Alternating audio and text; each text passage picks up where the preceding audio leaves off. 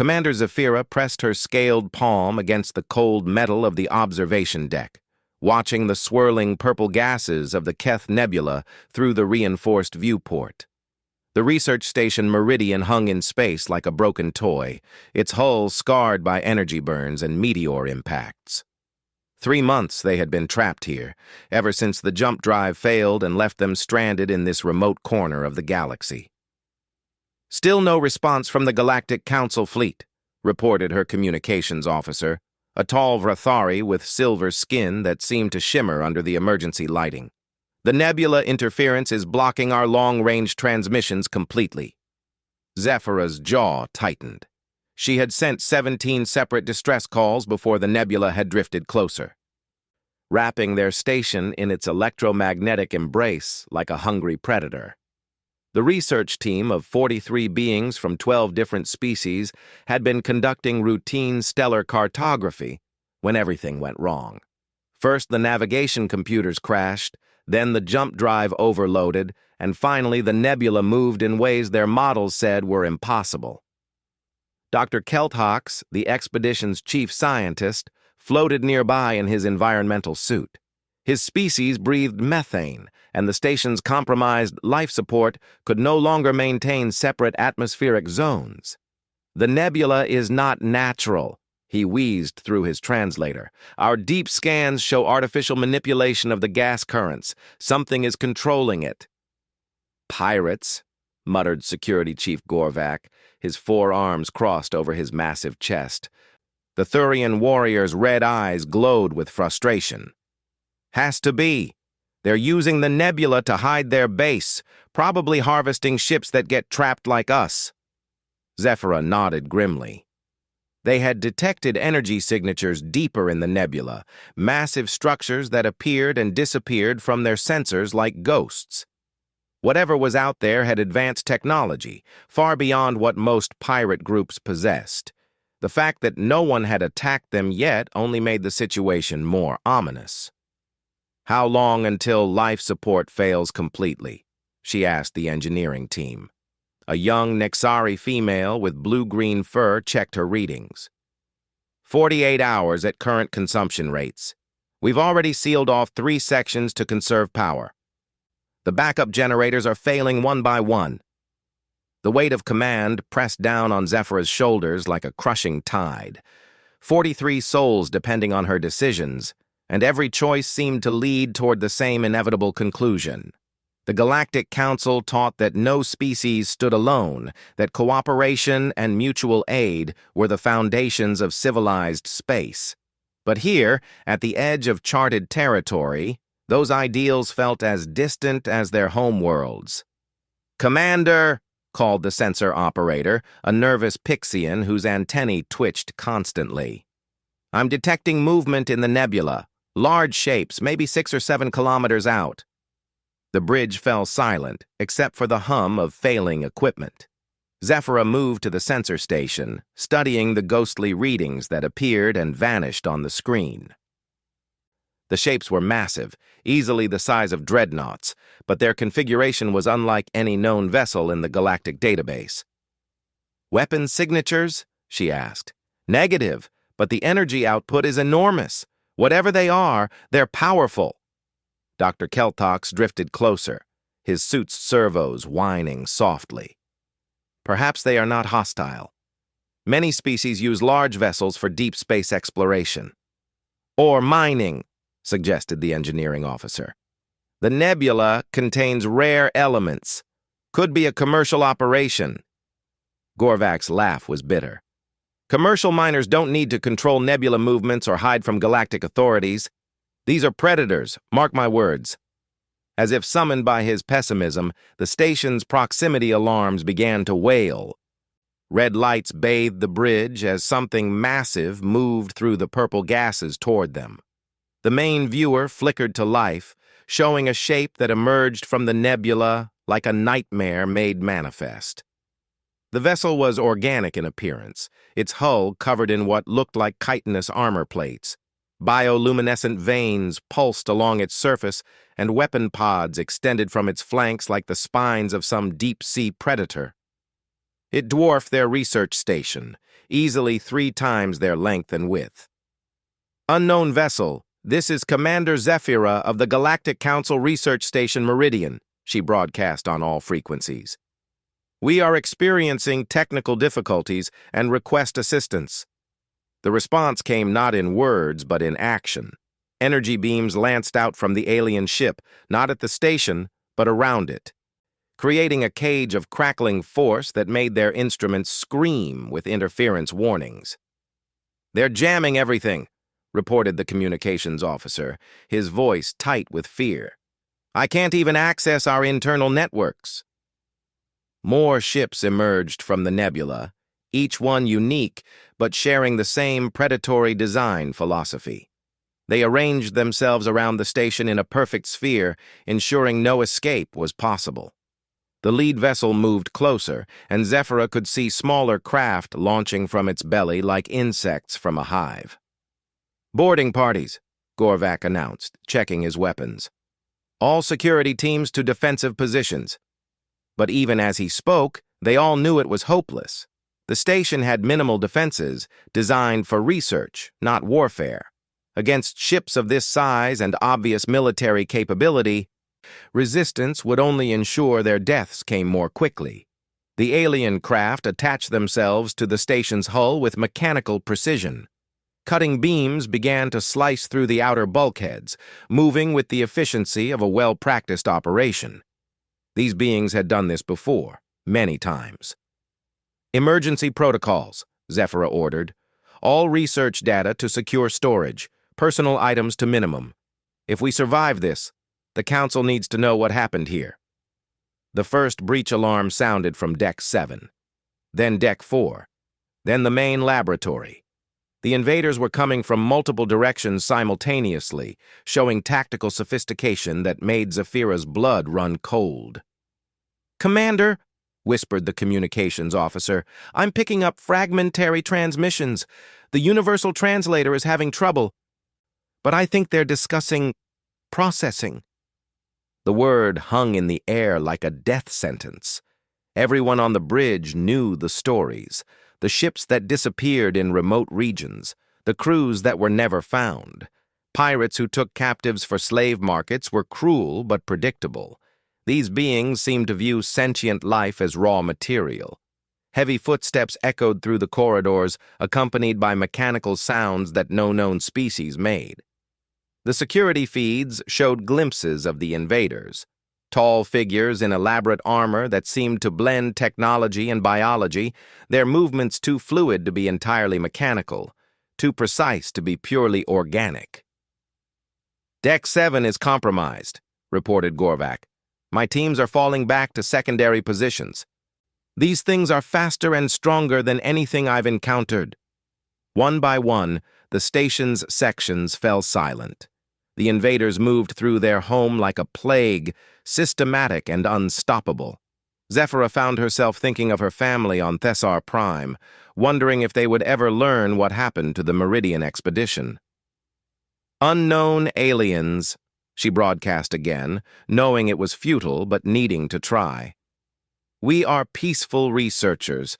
We have no military value. Please, show mercy." The only response was the sound of cutting beams getting closer to the bridge. Dr. Keltox floated near the main console, his breathing apparatus working harder as stress consumed more oxygen. In my species' history, we have a saying, "The abyss stares back." Perhaps this is what it means. We sought knowledge in the deep places, and found only darkness. The bridge doors began to glow cherry red as cutting beams worked from the other side. Smoke filled the air as emergency systems struggled to compensate for the breach. Zephyra drew her sidearm, knowing it would be useless but needing to feel some sense of control in these final moments. "It has been an honor serving with all of you," she said formally. "Whatever comes next, we faced it together." The doors exploded inward in a shower of molten metal. Tall figures in complex armor stepped through the smoke, their weapons trained on the bridge crew. Up close, they were even more frightening, humanoid but wrong, as if someone had tried to recreate sentient life from half-remembered nightmares. Their leader spoke in a voice like grinding gears, the universal translator struggling to parse meaning from sounds that seemed designed to cause fear. Subjects identified. Processing will begin immediately. Resistance will result in reduced viability. Zephyra raised her weapon, knowing it was pointless but unable to surrender without a fight. Around her, the bridge crew stood ready to die on their feet rather than submit to whatever these creatures planned. The alien leader raised its weapon, energy gathering in the barrel with a sound like screaming winds. This was how it would end, Zephyra thought, not in glory or discovery, but in terror and isolation, with their fates unknown to those who might remember them. As the weapon reached full charge, she closed her eyes and thought of home, of blue skies and gentle rain, of everything these monsters would never understand or appreciate. The universe had room for both beauty and horror, but in this moment, horror had won. The sound of weapons fire filled the bridge, and Commander Zephyra waited for darkness to claim her. But the pain never came. Instead, she heard something impossible, the alien leader's weapon clattering to the floor, followed by a sound she couldn't immediately identify. When she opened her eyes, the invader was staggering backward, a smoking hole in its chest armor. Beyond it, through the breached doors, she could see more aliens falling to weapons fire from an unknown source. The attack had come from behind them, from the corridors they had supposedly secured. "What's happening?" whispered Dr. Keltox. Before anyone could answer, a new sound reached their ears. Footsteps. But different from the mechanical precision of the invaders. These were the confident strides of trained soldiers, moving with purpose through the station's corridors. The weapons fire intensified, and through the smoke and chaos, Zephyra heard something that made her hearts race with impossible hope. A voice calling in Galactic Standard, clear and strong despite the translator's static. "Council personnel, identify yourselves. This is a rescue operation." But that was impossible. No council ship could have reached them through the nebula. No known technology could have penetrated the alien jamming. And yet the weapons fire continued, growing closer, and with it came the unmistakable sounds of the invaders being systematically driven back. Commander Zephyra stared at the bridge doors, hardly daring to breathe, as the sound of salvation echoed through the dying station. After months of isolation and moments of certain death, rescue had come from the most unlikely source imaginable.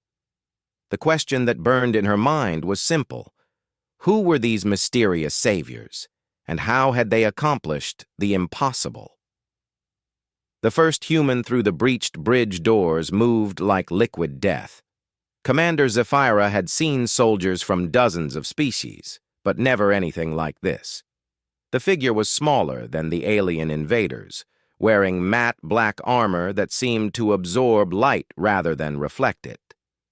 The weapon in their hands fired with surgical precision, each shot finding its target with mechanical accuracy. "Council station crew, stay down!" The voice was female, speaking through a translator with an accent Zephyra couldn't identify. "We're going to get you out of here." More humans poured through the entrance, their movements coordinated with a precision that spoke of extensive training and combat experience. They flowed around the bridge like water, establishing defensive positions and clearing corners with efficiency that made even Gorvak's professional appreciation obvious. "Impossible," breathed Dr. Keltox. "Humans are not supposed to be in this sector. Their territory is 300 light-years from here." The lead human paused in her advance, tilting her helmeted head toward them. "Ma'am, I'm Captain Sarah Chen, Terran Defense Force. We received your distress signal and came as fast as we could." "But the nebula," Zephyra stammered, struggling to process what she was witnessing. "The jamming, the distance." "How did you get here?" Captain Chen's visor retracted, revealing a face marked by determination and intelligence. Her dark eyes held the kind of calm confidence that came from facing impossible odds and surviving. "Ma'am, with respect, we can discuss the details later. Right now, we need to get you and your people to safety." The sound of weapons fire echoed from throughout the station as more humans engaged the alien invaders. The tactical efficiency was stunning. Where the aliens had moved through the station like a slow plague, the humans struck like lightning, appearing where they were least expected and vanishing before effective counterattacks could be mounted. "Bravo, team! Status report!" Chen spoke into her comm unit. "East section secured, Captain. 14 hostiles down. 0 casualties on our side. We've got 12 Council personnel safe and ready for extraction." "Copy that. Charlie team?" "South section clear. These bug things fight hard but predictable. Another 8 civilians secured." Zephyra listened in amazement. The aliens who had seemed unstoppable minutes ago were being systematically eliminated by these humans with what sounded like minimal effort. It defied everything she knew about combat doctrine and tactical theory. "Captain," called one of the human soldiers, a massive man whose armor bore the scars of many battles. "We've got a problem. The alien ships are powering up their main weapons. Looks like they're planning to destroy the station rather than lose their prize." Chen's expression didn't change, but Zephyra caught a flash of something cold and dangerous in her eyes. "How long until we're all clear?" "Extraction will take another 12 minutes minimum. Too many wounded to move faster. Then we buy ourselves 12 minutes. Chen activated a different comm channel. "Actual, this is Ground Leader. Request immediate fire support on designated targets." The response came through speakers that everyone on the bridge could hear, a calm male voice with the kind of authority that moved mountains. "Copy, Ground Leader. Fire support is standing by. Paint your targets." Captain Chen moved to the bridge's tactical display, her armored fingers dancing across controls with surprising delicacy. "Uploading target data now. 7 hostile vessels in spherical formation around our position. Target data received. Beginning firing sequence in 30 seconds. All personnel take cover." Zephyra grabbed Dr. Kelthox and pulled him behind the main console. Around them, the humans moved with practiced ease, securing anything that might become projectiles and bracing for what was coming. Their casual confidence in the face of impossible odds was either inspiring or terrifying. "Actual, you are cleared hot. Engage at will." What happened next redefined Zephyra's understanding of space warfare. The first indication was a sound that penetrated even the station's hull, a deep, thrumming note that seemed to resonate in her bones. Then the main viewer flickered to life, showing the space around the station. At first, she saw only the alien vessels, their weapons charging for what would surely be the station's destruction. Then something burst from the nebula like a force of nature given metal form.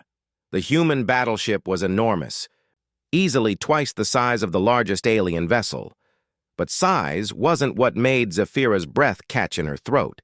It was the ship's design. Where most galactic vessels prioritized efficiency and multi-purpose capability, this was clearly built for one thing: war. Weapon batteries lined its hull like the teeth of some primordial predator. Armor plating covered every surface, scarred and pitted from battles fought in distant systems. Engine exhausts glowed with barely contained fury, and the ship's very presence seemed to warp the space around it. "Holy depths," whispered Gorvac. "What kind of species builds ships like that?" The human captain overheard him. "The kind that learned early that the universe isn't always friendly. That's the TDS Retribution, Heracles-class dreadnought. 700 meters of diplomatic persuasion." The alien ships reacted to the human vessel's arrival with gratifying panic. Their perfect formation dissolved as they attempted to bring weapons to bear on this unexpected threat. The largest alien ship, the one that had seemed so terrifying moments before, fired first. The energy beam struck the human battleship's forward shields and simply disappeared, absorbed by defensive systems that glowed briefly before returning to standby status. The human response was immediate and devastating. Particle beams lanced out from the Retribution's main batteries, each one precisely targeted. The alien weapons that had seemed so advanced moments before were vaporized in controlled explosions that left their ships intact but helpless. In less than 10 seconds, 7 vessels had been reduced to floating scrap. "Warning shots," Captain Chen explained conversationally. "We prefer to take prisoners when possible." Dr. Keltox's breathing apparatus worked overtime. "Warning shots? But their weapon systems are completely destroyed." "Exactly. Now they can surrender peacefully, or we can demonstrate what our ship does when it's actually trying to hurt something." The alien vessels seemed to understand the message. One by one, they powered down their remaining systems and transmitted what the Universal Translator interpreted as surrender signals. The threat that had seemed so overwhelming was neutralized in less time than it took to explain what had happened. "Actual, this is Ground Leader. Hostile vessels have surrendered. Ready for extraction." "Copy that. Initiating transport procedures now." Zephyra felt a familiar tingle as transport beams locked onto the station. But these weren't the careful, slow transporters used by galactic civilizations. These beams moved with purpose and speed, evacuating personnel with military efficiency. "Ma'am, we need to move," Captain Chen said, offering her hand to help Zephyra up. "The station's reactor is destabilizing. We've got maybe 5 minutes before this whole place goes critical." As they moved through the corridors, Zephyra saw the aftermath of the human intervention. The aliens who had seemed so unstoppable lay scattered throughout the station, their advanced armor no match for human weapons and tactics. But what struck her most was the care the humans showed for the station's crew. A young human medic was treating a wounded Nexari engineer, speaking softly in accented but perfect Nexari while working. Another soldier was helping an elderly Vrathari scientist gather his research notes, understanding instinctively that the data meant everything to the old academic. "How many of you are there?" Zephyra asked as they reached the main transport area. "On the ship? About 800 crew, plus a full Marine battalion. For this operation, we brought 40 soldiers." Captain Chen's smile was modest but confident. "Sometimes you don't need overwhelming numbers, just overwhelming competence." The transport beam engaged, and Zephyra felt the familiar disorientation of molecular disassembly. When her vision cleared, she stood in what was clearly a military transport bay. Human crew members moved with practiced efficiency, guiding the rescued council personnel to medical stations and temporary quarters. The bay itself was a study in functional design. Everything had a purpose, from the weapons lockers to the medical stations to the blast shields that could seal the area in seconds. This wasn't just a ship. It was a mobile fortress, designed by a species that took warfare seriously. "Commander Zephyra?" A new voice called her attention. A tall human male approached, wearing the kind of uniform that spoke of high rank and serious responsibility. His bearing was military perfection, but his eyes held genuine warmth. "I'm Admiral Marcus Webb, commanding officer of this vessel. I apologize for the delay in reaching you." "Delay?" Zephyra almost laughed. "Admiral, your people just accomplished the impossible. We had given up hope of rescue." "Ma'am, when the Terran Defense Force receives a distress call, we respond. It's what we do." The Admiral's tone was matter-of-fact, as if crossing impossible distances and defeating superior alien forces was routine. "Your medical officer mentioned that several of your people need immediate attention. Our doctors are standing by." As if to demonstrate, a human medical team swept in to collect the more seriously injured council personnel. Their equipment was advanced but rugged, designed for battlefield conditions rather than sterile hospital environments. They worked with the kind of calm efficiency that came from treating traumatic injuries under combat conditions. "Admiral," Dr. Kelthox floated nearby, his translator working overtime to process his excitement. Your tactical display during the engagement, the coordination, the precision. How is such performance possible?" Admiral Webb's smile was proud, but not boastful. "Doctor, humans have been fighting wars for about as long as we've existed as a species. We've learned a few things about the art of organized violence. More importantly, we've learned that the best way to end a fight is to make it clear that continuing would be extremely unwise." The ship's internal communication system activated with a soft chime. "Admiral to the bridge. Long-range sensors are picking up additional alien vessel signatures moving toward our position." Webb's expression didn't change, but Zephyra caught the subtle shift to full alertness. "Acknowledged. What's our tactical situation?" "Sir, we count 12 heavy cruisers and what appears to be a command dreadnought. ETA 47 minutes at current approach speed." Around the transport bay, human crew members continued their work without visible concern. If the prospect of facing 13 alien warships bothered them, it didn't show. The confidence was either admirable or insane, and Zephyra couldn't decide which. "Well," Admiral Webb said cheerfully, "it seems our friends have decided to escalate the situation. I do hope they reconsider before things become unpleasant." Captain Chen joined them, her armor now bearing fresh battle scars. "Admiral, ground teams report all Council personnel accounted for and secure. The station's reactor went critical 3 minutes after our extraction. Excellent work, Captain. Get your people ready for possible boarding action. If these aliens want their people back, they're going to have to ask nicely." As the humans prepared for battle with the same calm professionalism they had shown during the rescue, Zephyra found herself wondering not just who these remarkable people were, but what kind of galaxy they came from that had forged them into such formidable beings. The answer, she suspected, would prove just as remarkable as their rescue. The universe had just shown her that humanity was far more than anyone had imagined. The question now was whether the aliens approaching understood that fact, or if they were about to learn it the hard way.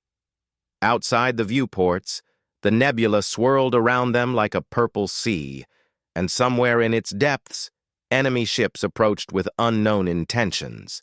But for the first time since this nightmare began, Commander Zephyra felt something she had almost forgotten: hope.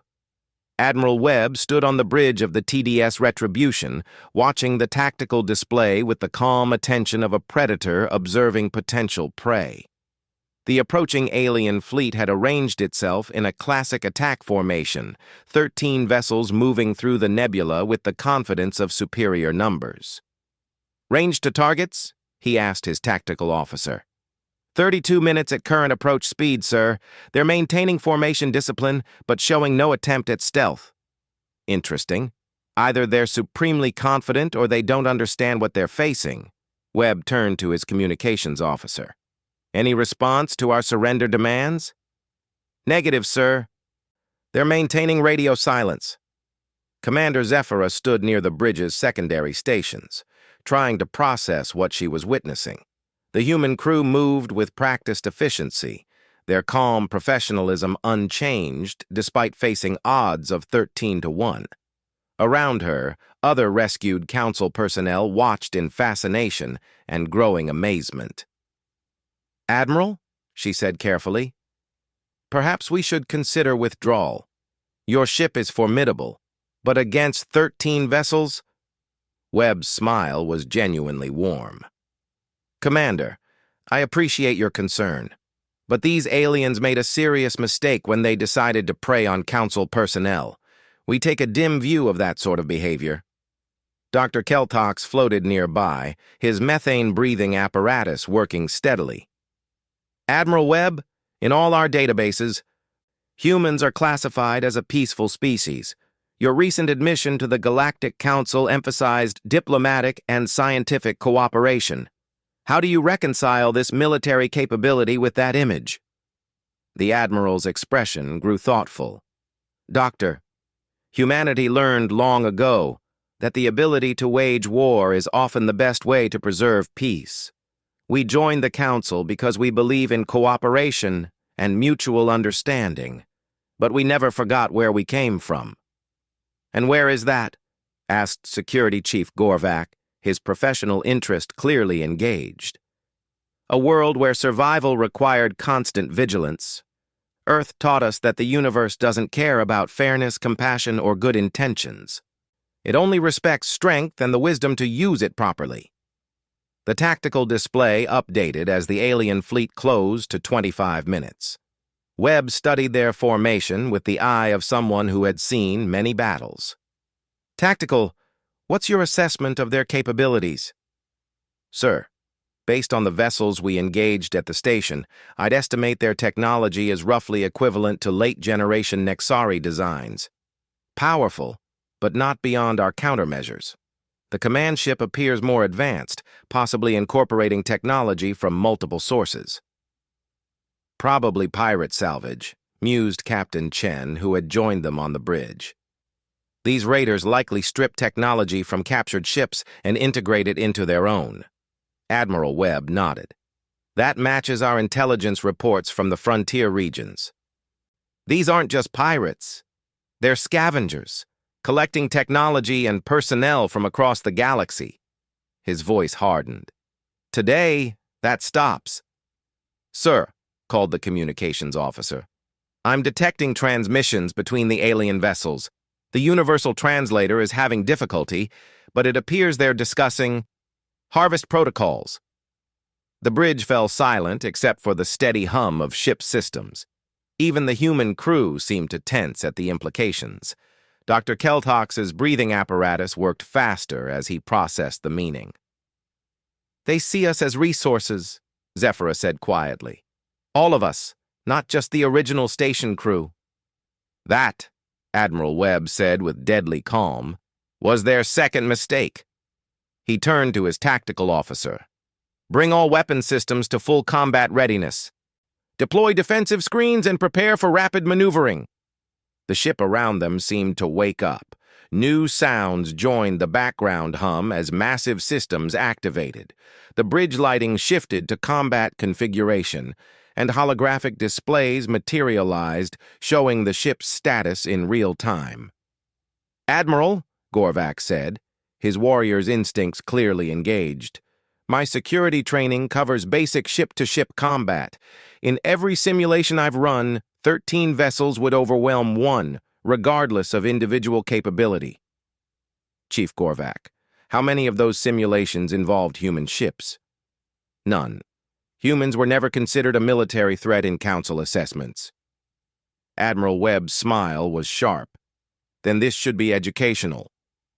The first indication of what made human ships different came when the aliens opened fire. Energy beams and projectile weapons lanced across space, all targeted at the Retribution. The attacks were coordinated and overwhelming, enough firepower to reduce most ships to debris. The human ship simply wasn't there anymore. "What? How?" Dr. Keltox stared at the tactical display, watching their position indicator move with impossible speed. "Inertial dampening technology," explained the Admiral casually. "Most species develop it to the point where their ships can maneuver safely. We developed it to the point where our ships can move like fighters while maintaining the mass of dreadnoughts." The Retribution danced through space, avoiding the alien weapons fire with grace that defied physics. But evasion was only the beginning. As the ship moved, its weapons began to speak. The first alien vessel to fall victim to human gunnery simply disappeared in a flash of coherent energy.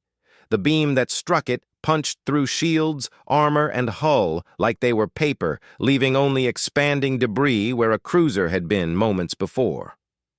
"Direct hit on Target 7, reported the tactical officer. "Complete structural failure. No survivors detected." The alien formation wavered as commanders tried to process what had just happened. Their target had not only survived a concentrated barrage, but had eliminated one of their number with a single shot while moving at impossible speeds. "Sir," called the navigation officer, "the remaining vessels are attempting to surround us." "Let them try," Webb replied. It'll make target acquisition easier. The next few minutes redefined Commander Zafira's understanding of space combat. The human ship moved through the alien formation like a shark through a school of fish. Where it passed, vessels died or were disabled with surgical precision. The aliens' numerical advantage became meaningless, as they couldn't coordinate their attacks against a target that refused to remain in one place. Target 8 disabled, reported Tactical. Target 11 destroyed. Target 3 showing engine failure. But it wasn't just the ship's capabilities that amazed the observers. It was the crew's absolute confidence in their abilities. They fought with the kind of calm precision that came from extensive experience and unwavering faith in their equipment and training. "Admiral," Captain Chen reported from her station, "we're receiving surrender signals from 5 of the remaining vessels. The command ship is attempting to withdraw." "Negative on the withdrawal," Webb said firmly. "These people have been preying on council shipping for months. Time to answer some questions." The human ship's movement shifted. No longer the fluid dance of combat, but the purposeful stride of a hunter closing on wounded prey. The alien command vessel, larger and more heavily armed than its escorts, fired desperately as the retribution closed distance. "Interesting," murmured the tactical officer. "Their command ship is using weapons technology I don't recognize, definitely salvaged from multiple sources. Can our shields handle it?" "Yes, sir. But it's more advanced than their escort vessels showed." Admiral Webb studied the tactical display with professional interest. "Captain Chen, prepare a boarding party. I want to know where this technology came from and how many more ships like this are operating in the region." The alien command vessel's weapons fire intensified as it realized withdrawal was impossible. But human shields absorbed the punishment with ease, and the Retribution's return fire was measured and precise. Each shot disabled specific systems without destroying the ship entirely. "Hull breach on Target 1, Tactical reported. "Their life support is compromised but holding. Perfect for boarding operations." As human Marines prepared for their assault, Commander Zafira found herself in conversation with Dr. Kelhox about what they were witnessing. "The tactical doctrine," the scientist observed. "It's completely unlike anything in our databases. They fight like predators, not civilized beings." "Maybe," Zafira replied thoughtfully. "That's exactly what the galaxy needs sometimes. Civilization is wonderful when everyone agrees to follow the rules.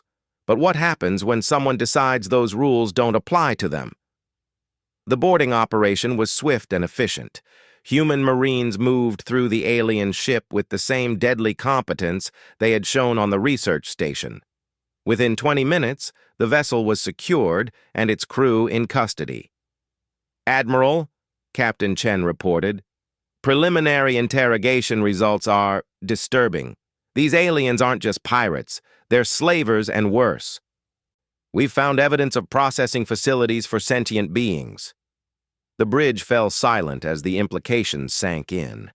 The aliens hadn't just been capturing ships, they had been harvesting entire crews for purposes that didn't bear thinking about. "How many facilities?" Webb asked quietly. "At least 12 major installations across this sector, hundreds of missing ships, thousands of beings unaccounted for." Admiral Webb's expression hardened into something that made even the seasoned crew take notice. "Signal the fleet. All available ships to converge on this position. We have work to do." "Sir?" The communications officer looked confused. "We're going to dismantle this entire operation. Every facility, every ship, every piece of this nightmare gets eliminated." He turned to address the rescued council personnel directly. "Commander Zafira, Dr. Kelthox, Chief Gorvac, you've witnessed something today that changes the tactical balance of this entire sector." "The human military capability?" Zafira asked. "The fact that when humanity decides something needs to stop, it stops. We joined the Galactic Council because we believe in cooperation and peaceful coexistence. But we never forgot that peace is only possible when those who would prey on the innocent are taught better. Over the next hour, as more human ships arrived through some impossible means of faster-than-light travel, Commander Zephyra began to understand the true scope of what she was witnessing. This wasn't just a rescue operation. It was a demonstration of capabilities that redefined humanity's place in the galactic community. The ships that emerged from hyperspace were uniformly military in design, but they carried humanitarian supplies and medical personnel. They came ready for war but prepared for mercy. The dichotomy was quintessentially human, Zephyra realized. "Dr. Kelthox," she said, as they watched the growing fleet, "I think our understanding of human nature has been somewhat limited. Indeed, they speak of peace while carrying weapons that could level planets. They rescue strangers while planning military campaigns. They are complicated," Admiral Webb finished, having overheard the conversation. "Humanity learned early that the universe respects strength, but strength without compassion is just brutality. We carry weapons because sometimes that's the only language predators understand. But we use them to protect those who cannot protect themselves." The final phase of the operation was systematic and thorough. Human ships spread throughout the sector, locating and dismantling the alien processing facilities. The rescued beings, thousands of them from dozens of species, were treated with the same care and professionalism the Retribution crew had shown the research station personnel. "How long has humanity possessed this level of military capability?" Dr. Kelthox asked as they watched rescue operations on a dozen different worlds. "Since before we knew other species existed," Admiral Webb replied. "Earth was not a kind teacher. We learned to fight because we had to, and we learned to fight well because those who didn't learned nothing." 3 days later, as the human fleet prepared to escort the rescued Council personnel home, Commander Zephyra stood in the observation deck of the Retribution. The purple nebula still swirled around them, but it no longer seemed threatening. Human ships moved through it with casual ease, their crews working to establish a permanent monitoring station. "Commander," Admiral Webb joined her at the viewport, "your report to the Council will undoubtedly change how humanity is perceived." "Admiral, I've been thinking about that. What should I tell them? That humans are a military superpower masquerading as peaceful researchers? That you've been hiding your true capabilities?" Webb's expression was thoughtful. "Tell them the truth. We are peaceful researchers and diplomats and explorers. But we're also the species that learned to fight for survival on a world that tried to kill us every day. We joined the Council because we believe in cooperation, but we kept our weapons because we remember what happens when cooperation fails. And if some Council members see that as a threat, then they don't understand the difference between a sword hanging in a museum and a sword drawn in anger. Humanity prefers the museum. But when innocent beings cry for help in the darkness, we remember how to draw the blade." As the human fleet prepared for departure, carrying rescued beings toward safety and justice, Commander Zephyra realized that the galaxy had just learned something profound about its newest members. Humanity had joined the Galactic Council as students and partners.